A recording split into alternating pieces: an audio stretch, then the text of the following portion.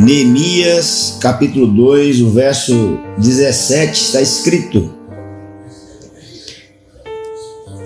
Estais vendo a miséria em que estamos, Jerusalém assolada e as suas portas queimadas. Vinde, pois, reedifiquemos os muros de Jerusalém e deixemos de ser opróbrio.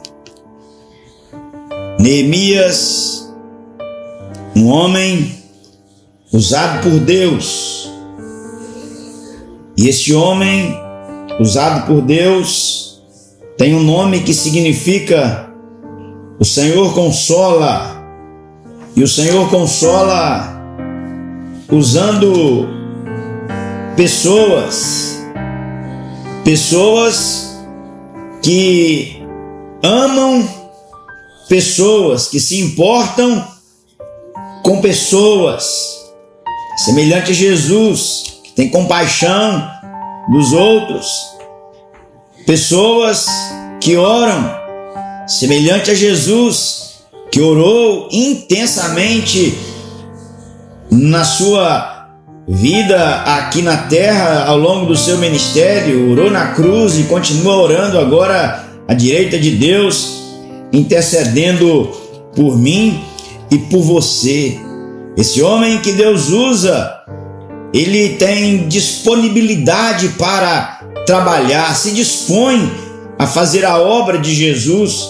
Jesus trabalhou de manhã, de tarde, de noite, de madrugada, foi até o barco onde estavam os discípulos apavorados. Ele acalmou aquela tempestade e Pedro ia afogando em meio à obediência, porque Jesus falou, vem, e ele foi, e quando ele tirou os olhos de Jesus, ele estava sucumbindo. Jesus o tomou pela mão, eles entraram no barco, o barco chegou ao destino e ficou tudo tranquilo, tudo em paz.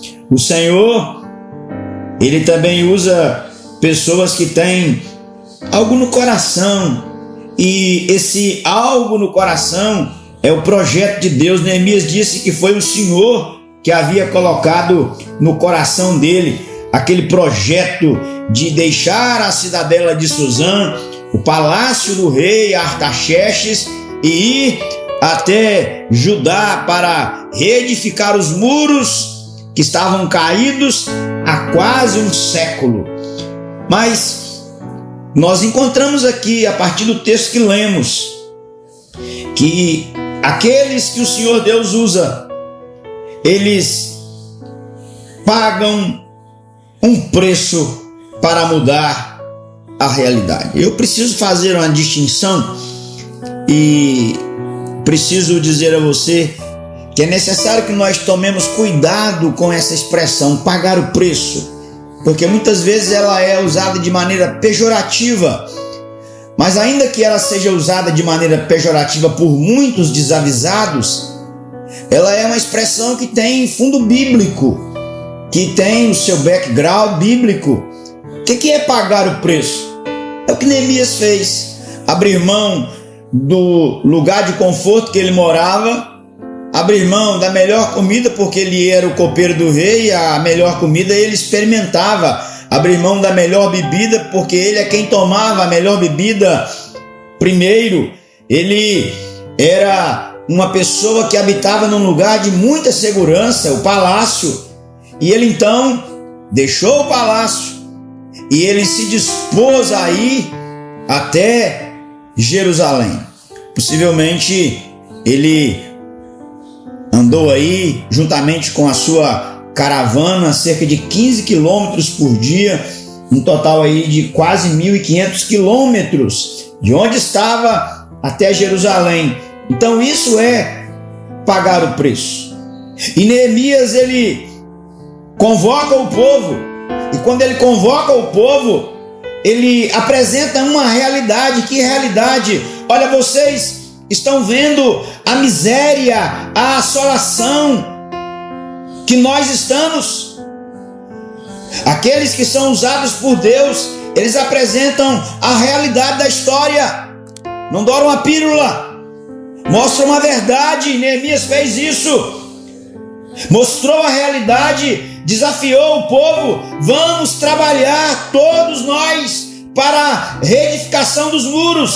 Ou seja, é um desafio para mudar uma realidade por meio do trabalho. Não adianta apenas orar, é preciso orar e é preciso agir. Às vezes você será a resposta da sua própria oração. Exemplo: Senhor, abençoa aquela família que está passando necessidade. Você pode colocar a mão no bolso, você pode abrir o seu armário, você pode abrir a sua despensa, pegar uma cesta básica ou elementos de uma cesta básica e ir até a casa daquela pessoa e ajudar. A resposta da oração muitas vezes é você, não é gente de longe, gente de outros lugares. Você ora e se coloca à disposição de Deus, para Deus usar a sua preciosa vida, comprada, redimida pelo sangue de Jesus. A realidade, o desafio, o texto, ele também mostra-nos o propósito: deixar de ser opróbrio, desonra, vexame e humilhação pública.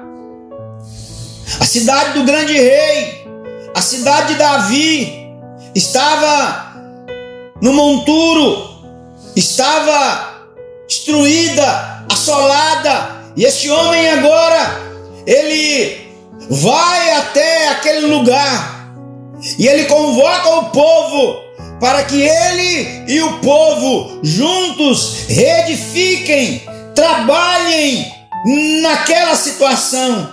Neemias mobiliza o povo a pagar o preço pela mudança. O preço é a renúncia, a dedicação e o trabalho árduo e extenuante.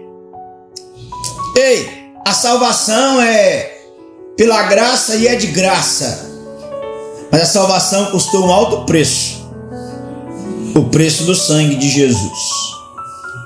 Você precisa ter em mente que os projetos de Deus são caros.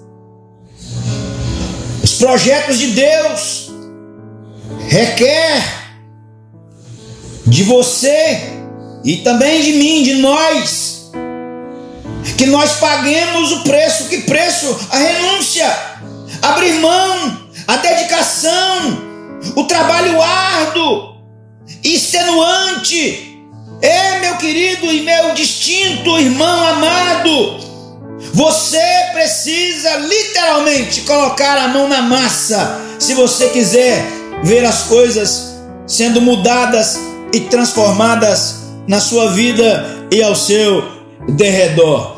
Neemias, ele entendeu isso, ele pagou o preço e ele mobilizou pessoas para estar com ele. Por fim, aquelas pessoas que são usadas por Deus devem ter consciência de que enfrentarão oposição. O capítulo 2, verso 10 diz que Sanbalat, o horonita, e Tobias, o servo amonita, muito lhes desagradou que alguém viesse a procurar o bem dos filhos de Israel. Desagrada ao diabo saber que alguém se interessa pelo bem daqueles que são filhos de Deus ou daqueles que estão sofrendo sob a tirania do mal.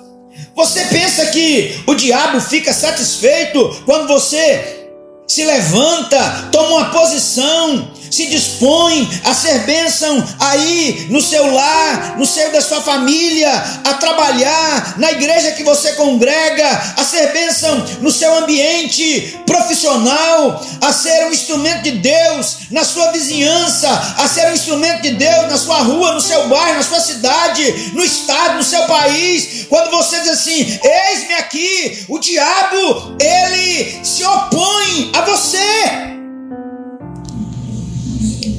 Ele usa gente, circunstâncias, situações. O diabo ataca a obra e os obreiros, porque o seu objetivo final é parar a obra, Mas louvado seja o nome do Senhor, que Ele disse: as portas do inferno não podem parar, não podem impedir a igreja de ir fazer aquilo que Jesus a chamou para fazer, anunciar o Evangelho, para que, sendo anunciado o Evangelho, pecadores sejam salvos, pessoas sejam transformadas, lares sejam restaurados, vidas sejam agora tocadas pelo poder do Espírito. Nada pode parar a obra de Deus. Ninguém tem o poder de parar a obra de Deus. A obra é dele, a obra é dele, e ele tem um propósito nela, e ele fará com que essa obra avance. E você é o instrumento que ele tem para fazer o trabalho aqui nessa terra. Neemias, ele respondeu à oposição espiritual. Como? Diz o texto da Escritura: então lhes respondi: o Deus dos céus é quem nos dará bom êxito. Nós, seus servos, nos disporemos e reedificaremos. Vós, todavia, não tendes parte, nem direito, nem memorial em Jerusalém. Ei, não fique dando ideia para o diabo, não fique dando ideia para o capeta, não fique dando ideia para demônios, não fique dando ideia para principados, potestades, não fique dando ideia para gente desavisada, encapetada, que muitas vezes tenta impedir seu trabalho. Ei, não dê bola para essa gente. Você tem uma grande obra para realizar. Diga apenas, fale apenas: o Deus dos céus é quem nos dará bom êxito. Nós, os seus servos, nos disporemos e reedificaremos. Vocês não têm parte conosco nesta obra. Pronto. Siga em frente. Faça seu trabalho, o que o Senhor chamou para realizar. É preciso reconhecer e declarar que o sucesso da obra dependerá de Deus. Bom êxito. O bom êxito na terra é um presente do céu, é um presente de Jesus. É necessário mostrar que a obra de Deus é feita exclusivamente pelos seus servos, com disposição e muito trabalho. Cuidado com quem você coloca para fazer a obra de Deus ao seu lado. Fique esperto, tenha discernimento. O diabo é astuto e pode tentar infiltrar. Por fim, é necessário rejeitar qualquer ajuda do inimigo. A obra de Deus é feita pelos seus servos, não por seus inimigos. Diz a Bíblia em Neemias, capítulo 6, versos 15 e 16. Acabou-se, pois, o muro aos 25 dias do mês de Elu, em 52 dias.